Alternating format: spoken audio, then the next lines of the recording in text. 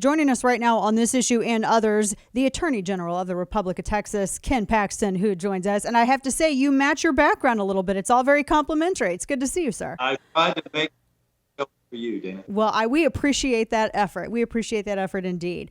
One of the big things obviously came out this week. The administration said that they are going to officially end the Trump era Remain in Mexico immigration policy, which that policy really did alleviate a lot of that congestion with attempted illegal entries at the border.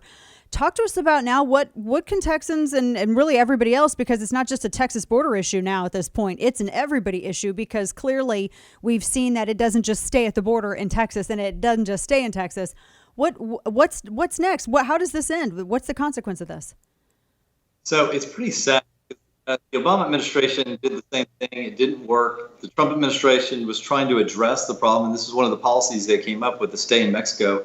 And it actually worked. And what's so frustrating for not just me, for my state, but for Border Patrol, for anybody that's trying to do their job along the border, is that these change in policies are a disaster. They're having just the opposite effect of stopping illegals from coming across the border. They're empowering the cartels in a massive way, because the cartels are charging almost everybody that comes across. I was told in Laredo about $8,000 per person. And then the Border Patrol, who should be stopping drug trafficking and all this other stuff, they're busy taking care of these people. And so the cartels are making billions off of Biden policies. And so this is a pretty sad state of affairs when the Biden administration is benefiting the cartels primarily. $8,000 per person. It seems like, I keep hearing that the new dope is people. It's not even really drugs anymore. It's people. And that's what the cartels are trafficking in. I mean, those figures sounds about right. Well, and it's true in McAllen. They were telling me that a minimum it costs about $4,000 per person to come across, because you have to pay the cartels to get in. You're not getting across this border very easily by yourself. So it was $4,000 to $50,000. So do the numbers. There's thousands of people coming across the border. They are making hundreds of millions of dollars every month, billions every year. And then you throw in the drug trafficking and the other human trafficking they're doing. It's an amazing business, and I would guess the cartel is pretty grateful to the Biden administration these days. Oh, I bet he's making them a lot of money. We're talking to Texas Attorney General Ken Paxton. I hear from a lot of people who are advocates for these measures from the Biden administration that this is the humane thing to allow people to enter the country. But then I just saw a video again this morning of a 5-year-old who was dropped off by coyotes clutching a teddy bear crying in the desert. And it was caught by one of these security cameras. Thankfully, Border Patrol was able to get to him in a relatively short period of time. But this is not any different from the other little boy that was found wandering in the desert crying. He had been abandoned by coyotes. Or the 3 little girls, one of which was a baby that could barely walk, that were found abandoned in the desert. A lot of kids that are being brought over and dropped off. How is that humane? How can they justify that? No, this is not a humane policy. This is just the opposite of that, because every one of these kids, every one of these people that cross the border are being controlled by the cartel. So they may be controlled even after they get into the country. If they don't have the money to pay now, there may be a price later as being trafficked. So this is not a humane policy. This is just the opposite. If they really cared about these people, they would go to Congress and they'd figure out some other way to do this that would actually benefit the people who say they're trying to benefit. It's just the opposite. Yeah, exactly. One more question on this issue. The border czar, the Vice President Kamala Harris, hasn't been to the border yet, and she says that the real problem with this stems from what's happening in these other countries, and she gets into the triangle and Colombia and elsewhere, and that it's the instability there and the crime there that's really fueling this. But wouldn't enriching the cartels that are really the bulk of the crime in these countries, they're funding the very thing that they say are destabilizing these areas and sending people north? I mean, do you think that's an accurate assessment? Oh, absolutely. They are incentivizing cartel activity, because if you're going to get $8,000 per person or whatever you're going to get, you're a cartel member. You want to go find more people and promise them you'll get them across the border for this amount of money. The Biden administration has set up a pure incentive for the cartels. There's no getting around that. This idea that somehow you can go down and fix Colombia or you can go down and fix Guatemala, maybe you can work on it long term, but that doesn't solve the problem now. What solves the problem now is going back to the policies that work. Stay in Mexico. Stop this catch and release stuff. close the borders, build the wall, get the job done for the American people, and don't harm these immigrants like the Biden administration is doing, and don't empower the cartels. Yeah, that's a good point.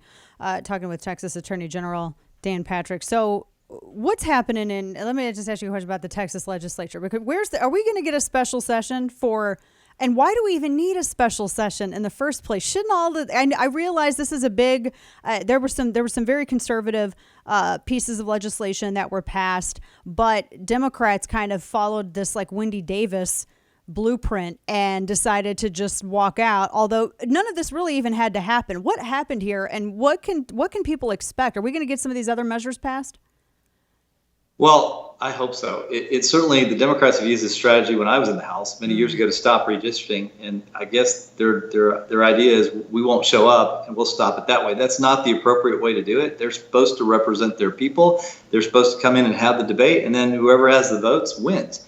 And that's the way the system's supposed to work. It's actually not legal for them to walk out, and I hope that we have the opportunity to address these issues in a special session, because election integrity and redistricting and many of the other issues that didn't get done because of this are pretty important to the state of Texas. Yeah, I know that we were looking at what there's a voting bill. There was also about protecting basically the integrity of female sports. There were a number of things that were still up there on the docket that needed action. I'm glad that constitutional carry was passed. I mean, that's my big thing.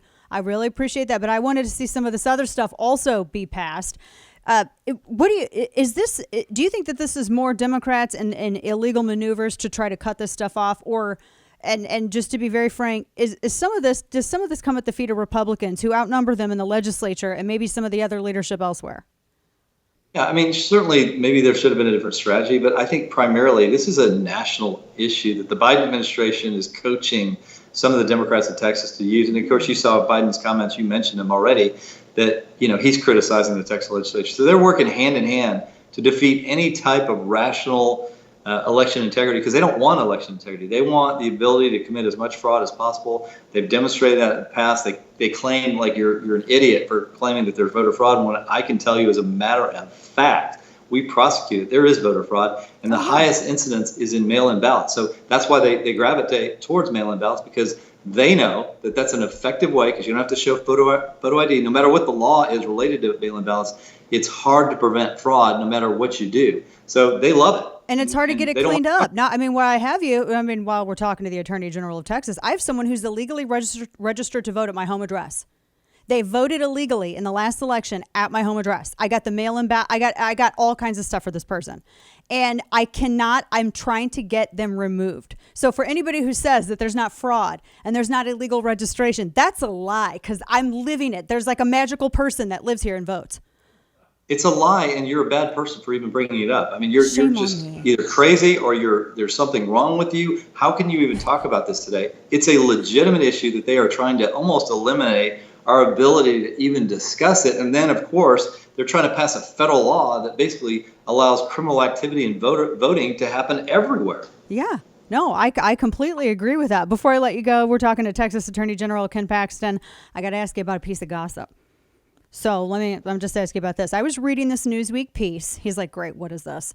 I was reading this Newsweek piece where you were talking about, 2022 and certain people in gubernatorial seats and reelection campaigns. And the gossip is that there's, some kind of rift, and that that the incumbent, the Governor Greg Abbott, that you wouldn't back him in 2022 reelection campaign. Is there any truth to this gossip, or is this just Newsweek being shady? It's just Newsweek being shady. The governor and I have to work. He's a client of mine. He and I have worked together on a lot of issues, and I have a lot of respect for his ability to get things done. Nobody agrees on every issue, but I would say this. I think he's done a good job, and I look forward to working with him over the next few years. There you go. Attorney General Ken Paxton. I know. Well, one last thing. I saw that because you have a primary challenger as well. That's going to be coming up, and we'll be talking about that in the days to come. That's making some news. It's just getting all kinds of interesting in Texas here. But we appreciate your time. Thank you, sir. Good to see you. All right. Have a great day. Thank you. Of course. Take care.